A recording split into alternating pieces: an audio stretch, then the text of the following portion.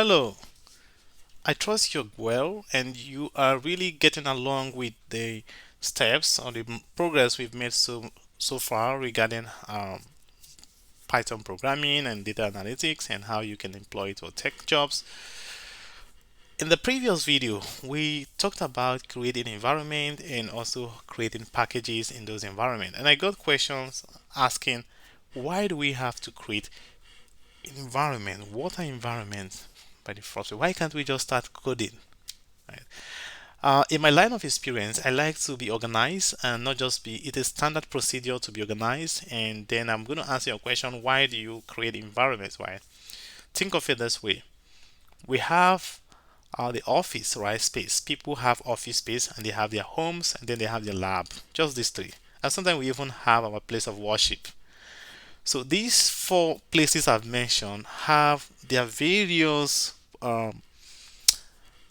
gadgets, furnitures, materials that represent their personalities or represent the space. So the equipment you have at home may be different from what you have in the office, maybe different from what you have in the lab, maybe different from what you have in your place of worship, like church or the mosque. The mosque, right? So we tend to still keep organized that way because those represent we have different activities that go on there, and that's the way you can think of environment, right? We have environment for your work, the environment you're creating now, environment for training. If you have a great job, when you get a job, when you're thinking of getting a job, you create environment for your workplace, and every packages you download to do your data analytic job will be based on what is the most of demand for your job, and that's how what environments are. So the packages are the equipment. So the packages or the libraries we're installing, like last time you installed the pandas and the matplotlib, those are required to perform operations within the environment. When we go to a new environment, we think of what packages and libraries we need based on the job demand. That's simply a summary of what environments are and what packages are in this regard.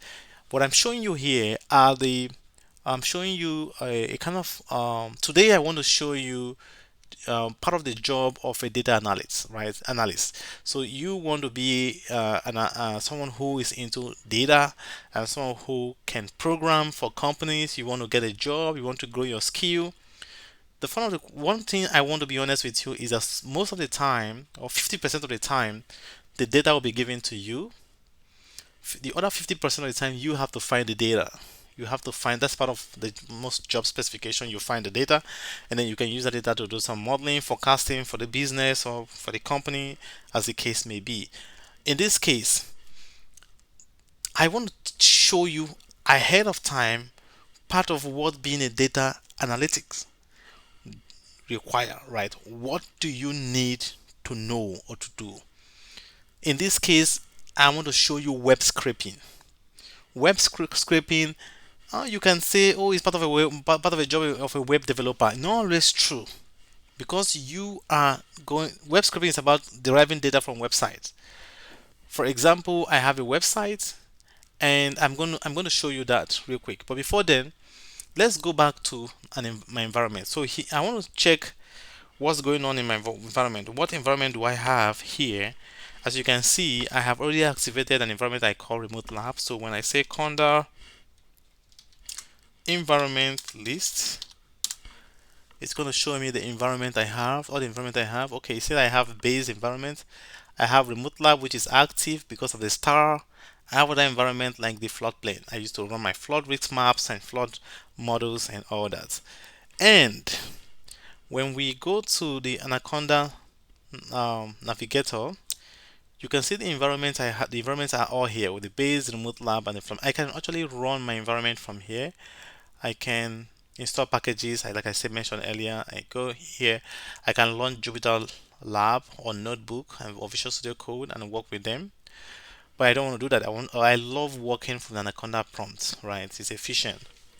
So I can also see the libraries I have. I can do a simple conda list, and it's going to list all the environment I have, all the packages I have in the remote lab environment rather. So I can see all my packages, and based on what I want. So what do I want to do? Show you. Web scraping is part of what you would do as a data analyst. Most times you pay higher if they know you have this skill. They're going to pay you higher, and you'll be able to make decent earning from this, right? So, for example, I have a website. So this is a website, and this is a government website, the NUA website, and basically in this website, you can do Atlas 14. You can always get the extreme precipitation and be able to use that to, maybe you want to, the business needs to know extreme precipitation when they occur, so they can plan how many umbrellas they are going to, are people going to buy umbrellas in the future because of high rain, and they want to get the what will be the high rain, the intensity of those rain, the depth. So part of where you can get the data maybe from here, right? You check that, and every location we have the latitude and the longitude, or sometimes in this site you can use the GIS coordinate. You can move the points around. Let me drop it somewhere around Kansas, and you can use that to get your data.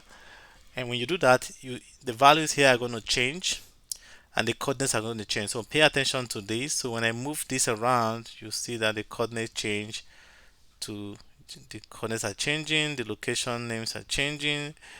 um, you can see them, and then the values here will also change. So pay attention to the values. When I move around, I drop it, you see that the values have changed. I move it around, the table values will change, the table values will change,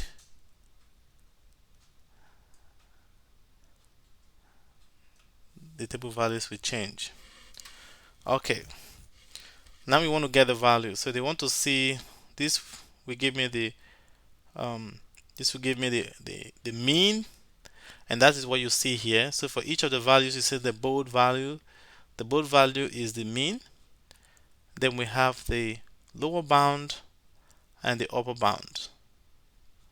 So for every of them, we have the mean, we have the lower bound, and we have the upper bound. It's just a range of what the value is like. So, and that is very good for coordinate estimation. And then if you do this, you only go, it's only going to, if you set it as the precipitation frequency estimate, you're only going to get the mean. When you set it as upper bound, you only get the upper bound. When you set it as lower bound, you're going to get the lower bound. When you set as all, you're going to get everything. You're going to get three tables, right? Table that have the mean, the lower bound, and the upper bound. Okay, but you are given over 5 million or 10 million locations, right, to kind of get the data out. So if based on the location we have chosen, let's say this one location that have this coordinates, we can actually go in there and say I just want the mean, and then we create the submit, and then we see the table. You can see the table has been extracted. So I'm going to double click it, and I will find it in the download. So in download, I see it in the download, right? And this is the value. So you give me the value and all that.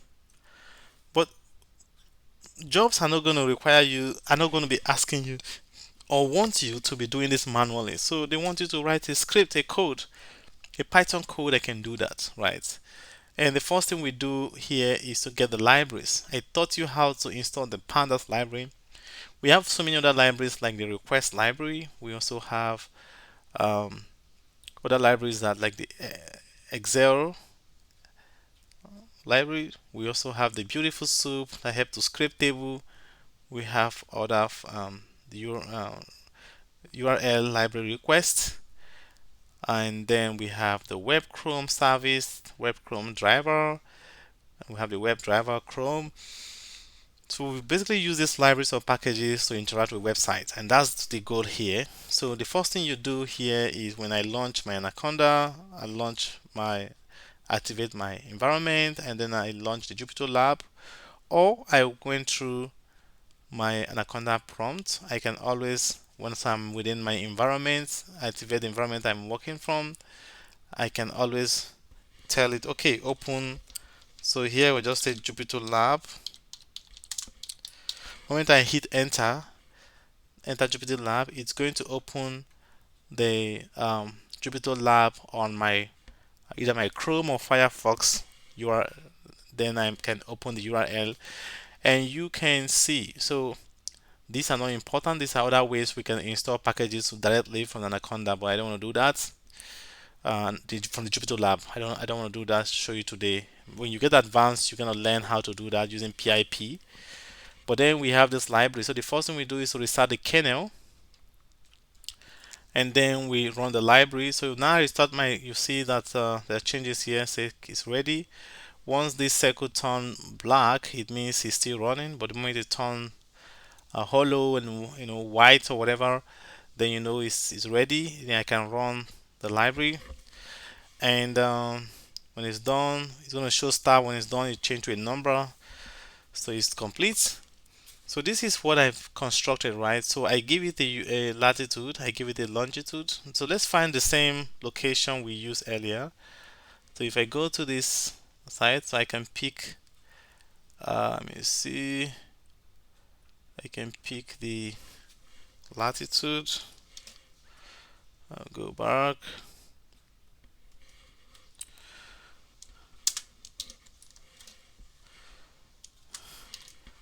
I have the latitude.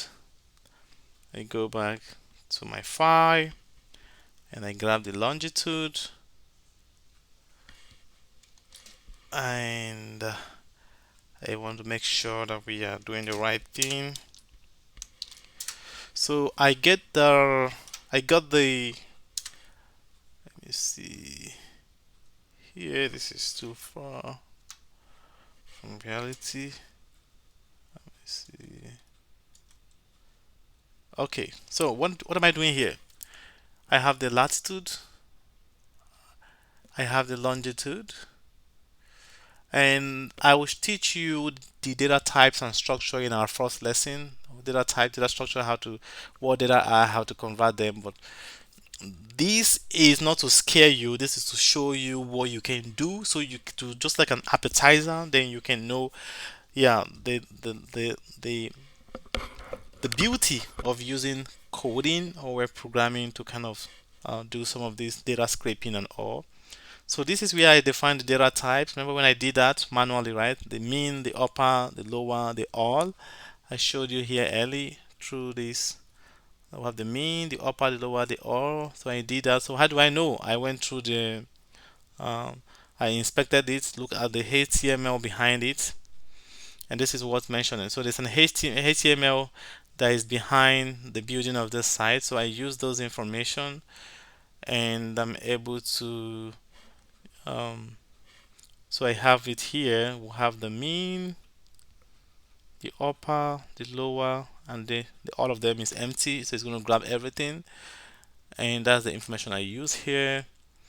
And then I define the URL. I add the kind of a warning, kind of to ignore warnings. I don't want to do that. I don't want any warning to proceed. And then I make sure I verify. I turn off verification in case there's a kind of verification that is needed from this side that's going to prevent my code from running. Then I pass the CSV data from the response content and read the CSV data in. I define the path for the new CSV file. This is where I want the output CSV to be saved. I open the new CSV file for writing. This is what I did here. And then next thing I did was I write each row from the fetch CSV file to the new file. That's what I did here.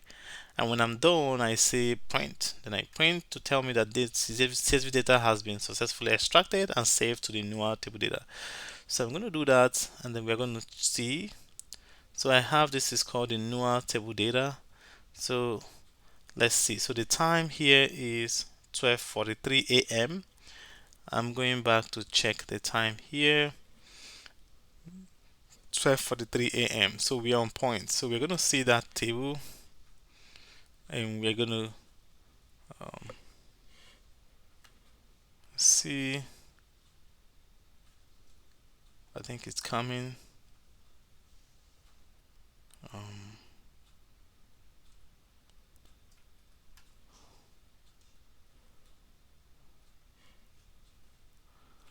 Let me see. Yeah, it's here. So this is the Let me open them side by side. Okay.